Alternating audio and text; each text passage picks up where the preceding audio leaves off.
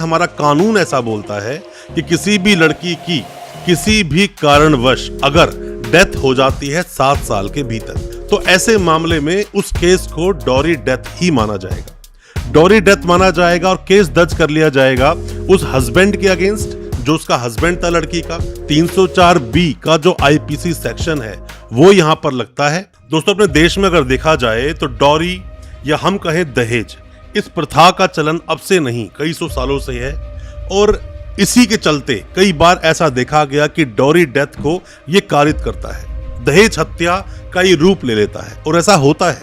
मैं नहीं कहता कि सभी मामले रियल है, रियल इसलिए बन जाते हैं, हमारा कानून ऐसा बोलता है कि किसी भी लड़की की किसी भी कारणवश अगर डेथ हो जाती है 7 साल के भीतर, एक नेचुरल रीजन हो कि लड़की बीमार है, सीरियस बीमारी है, ट्रीटमेंट चल रहा है, डेथ हो गई, वो एक अलग चीज है। कोई आपदा आ गई, डेथ हो गई, वो एक अलग चीज है। पर अगर लड़की किसी भी तरह से सुसाइड कर लेती है या उसकी मृत्यु हो जाती है तो ऐसे मामले में उस केस को डॉरी डेथ ही माना जाएगा। डॉरी डेथ माना जाएगा और केस दर्ज कर लिया जाएगा उस हस्बैंड के अगेंस्ट जो उसका हस्बैंड था लड़की का, साथ में उसके घर परिवार वालों के अगेंस्ट, क्योंकि माना जाएगा कि वो उसे किसी न किसी तरह से प्रताड़ित करते थे। और ऐसे मामले में जो इम्प्रिजनमेंट का जो प्रावधान है, मतलब जो सजा का प्रावधान है, वो भी कठोर है। जल्दी से बेल नहीं मिलती और जो व्यक्ति होता है, जो हस्बैंड होता है, उसको सीधा उठाकर जेल में डाल दिया जाता है, सुनवाई बाद में चलती रहती है। तो मैं आज अपनी इस वीडियो के माध्यम से आपको बताऊंगा डॉरी डेथ के बारे में। 304B का जो आईपीसी सेक्शन है वो यहाँ पर लगता है और 304B सेक्शन क्या बोलता है, कितना सजा है और भी कई सारी ऐसी बातें कि प्रिजम्पशन ऐसा क्यों है कि उस हस्बैंड ने ही ये मर्डर किया होगा, ये सब ऐसा क्यों माना जाता है, इन सब के बारे में आज हम बात करेंगे अपनी इस वीडियो के माध्यम से। ज्यादा कुछ जानने के लिए दोस्तों बने रहिए हमारे इस वीडियो के साथ। नमस्कार दोस्तों, स्वागत करता हूं फिर एक बार आप सभी का अपने इस यूट्यूब चैनल पर। मेरा नाम है वीरेंद्र वर्मा। जैसा आप सभी जानते हैं, हम इसी तरह की लीगल अवेयरनेस की वीडियोस आपके लेकर आते हैं और आपको बनाते हैं कानूनी जानकार। दोस्तों, डॉरी डेथ का जो मामला होता है, ये 304B का मामला जो आईपीसी बोलता है, दहेज हत्या के मामले हर साल कई सारे मामले आंखों के सामने आते हैं, देखने को मिलते हैं। जैसे हम लोग क्रिमिनल प्रैक्टिस करते हैं तो अक्सर कोर्ट में देखा जाता है, या जो हमारे पास केसेस आते हैं हम उनमें भी देखते हैं कि किस तरह से उस हस्बैंड को उठाकर जेल में डाल दिया गया। बेशक से उसकी गलती थी या नहीं थी, बेशक से उसके पेरेंट्स की गलती थी या नहीं थी, मतलब सास ससुर की या ननद की गलती थी या नहीं थी, पर वहां लड़की के साथ जो भी कोई अत्याचार किए गए, उससे दहेज मांगा गया, उस क्रूएलिटी की वजह से ही उस लड़की ने सुसाइड कर ली। दोस्तों, सुसाइड करना कोई आसान चीज नहीं है, ऐसे कोई अपने आप को खत्म नहीं कर लेता।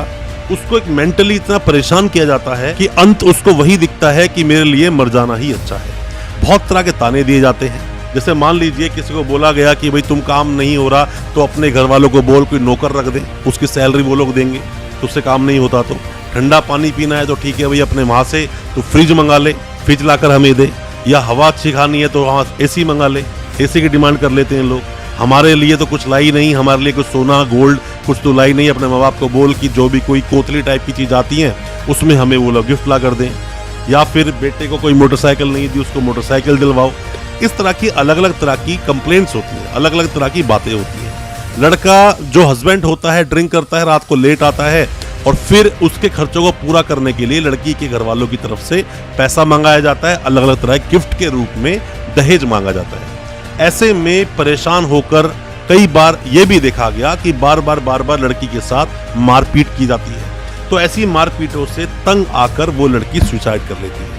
और सुसाइड अगर उसने कर ली और 7 साल के भीतर कर ली, मतलब 7 साल का टेन्योर हुआ शादी को, अभी 7 साल पूरे नहीं हुए, और ऐसे में सुसाइड अगर कर ली तो प्रिजम्पशन जो बोलता है एविडेंस एक्ट का, एविडेंस एक्ट के सेक्शन 113B को आप अगर पढ़ोगे, 113B को पढ़ोगे तो प्रिजम्पशन बोलता है। प्रिजम्पशन क्या बोलता है कि ऐसे में अगर किसी भी लड़की की डेथ होती है 7 साल के भीतर तो यही माना जाएगा कि डॉरी डेथ का मामला है और उससे दहेज मांगा गया, इतना ज्यादा उत्पीड़न किया गया, इतना ज्यादा परेशान किया गया उस लड़की को कि उसने सुसाइड कर ली, जिसको एक तरह से मर्डर ही माना जाएगा। एविडेंस एक्ट का प्रिजम्पशन ये बोलता है। और ऐसे मामलों में लड़के की बेल आसानी से होती नहीं, सीधा उठाकर जेल में डाल देते हैं।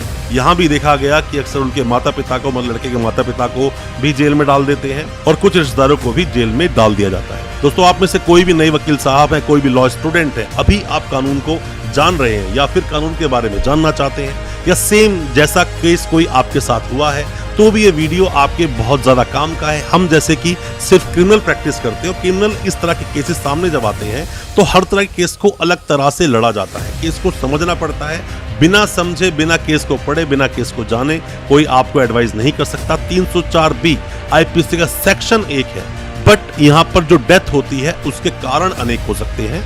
तो बिना केस को पढ़े ऐसे किसी को एडवाइस देना, समझना, सिर्फ आप इस केस को फैक्ट को समझो, क्या बोलता है 304B, बाकी अपने केस को आप कनेक्ट करें कि 304B से कैसे कनेक्ट होता है, तो आप बेहतर समझ पाएंगे।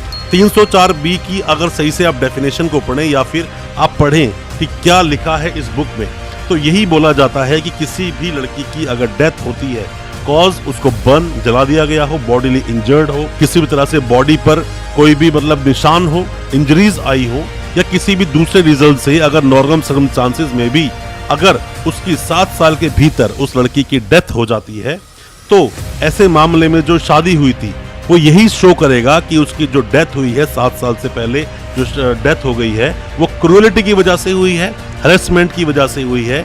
और इस मामले में उसके रिलेटिव्स, लड़के के सभी रिलेटिव्स को, हस्बैंड को, जिसका भी नाम उसके अंदर आया था, हस्बैंड को, ये सभी कनेक्ट कर दिया जाएगा, मतलब डिमांड की गई डॉरी की, और इसी वजह से लड़की ने सुसाइड किया, ऐसा माना जाएगा। लड़की से दोस्तों दहेज मांगना, किसी भी तरह से परेशान करना, किसी भी तरह से मेंटली उसे परेशान करना, हैरेस करना, बार बार चीजों की डिमांड करना, ताने मारना। अब दोस्तों एक बात और इसके अंदर समझने वाली बात आती है, दोस्तों कब मानेंगे कि डॉरी है? डॉरी किसे हम बोलते हैं? डॉरी बोलते हैं सेक्शन 2 को, जो कि डॉरी प्रोहिबिशन एक्ट 1961 में मेंशन है। वो सभी डॉरी की जो डेफिनेशन बताई गई है। क्या होता है दहेज? मतलब कि देखो, इसको दो तरह से आप समझो, एक होता है खुशी में गिफ्ट दिया जाना, एक होता है मजबूरी में देना, दोनों में डिफरेंस है। जैसे कि मान लो लड़की जा रही है अपने घर और उसकी माँ ने बोल दिया, सास ने बोल दिया कि भाई सुन, आते हुए मेरे लिए एक बढ़िया ही साड़ी लेती है ही हो, मतलब कोई भी कांजीवरी साड़ी लेती है ही हो। अब वो साड़ी अगर उसने बोला बहू ने कि हाँ भाई मेरी सास ने मुझसे गिफ्ट मांगी है, ठीक है मैं ला कर दूंगी, वो खुशी से दे रही है, तो वो डॉरी नहीं है, वो दहेज नहीं है। पर अगर उसने सोचा कि अगर मैं नहीं लेकर आई, मुझे ताने मारे जाएंगे, गालियां दी जाएगी, घर से बाहर निकाल सकते हैं, मारपीट होगी, और मजबूरी में लाकर देती है, तो ये दहेज है। तो इन दहेज के जो लालची लोग होते हैं, जो लोग डॉरी मतलब जो दहेज चाहते हैं, खुद कमाना बस की नहीं और खुद शादी कर लेते हैं दहेज की वजह से, लड़का कुछ करता नहीं, ऐसे लोगों के साथ कठोर से कठोर रूप से सरकार को खुद एक्शन लेना चाहिए। क्योंकि जिसके अगर हम प्रोविजन की भी अगर हम बात करें, जो 304B बोलता है कि जिसके अंदर कि ऐसे जो लोग करेंगे, ऐसी हरकतों में या ऐसे सर्कमस्टांसेस में 7 साल के भीतर लड़की की अगर मृत्यु हो गई तो उसकी सजा कम से कम, मतलब कम नहीं होगी 7 साल से 7 साल कम से कम होगी, जो कि एक्सटेंड की जा सकती है इम्प्रिजमेंट फॉर लाइफ तक, मतलब कि उम्र कैद तक ऐसे लोगों को सजा दी जाती है और ऐसे लोगों को ऐसी सजा मिलनी भी चाहिए। दोस्तों आपका भी कोई भी किसी भी तरह का अगर सवाल है, क्योंकि देखो जरूरी नहीं कि केस के अंदर उत्पीड़न हुआ ही हो, अब किस वजह से डेथ हुई या किस वजह से डेथ कारित हुई, हम क्रिमिनल एडवोकेट हैं तो क्रिमिनल केसेस को क्रिमिनल तरीके से ही समझने की कोशिश करते हैं। पूरा ट्रायल चलता है, चीजें सामने आती हैं, क्या सही था, क्या गलत था, क्या सच था, क्या झूठ था, वो सब उस प्रोसेस के थ्रू जाना होता है। प्रोसेस के बाद ही समझ में आता है क्या हुआ क्या नहीं हुआ।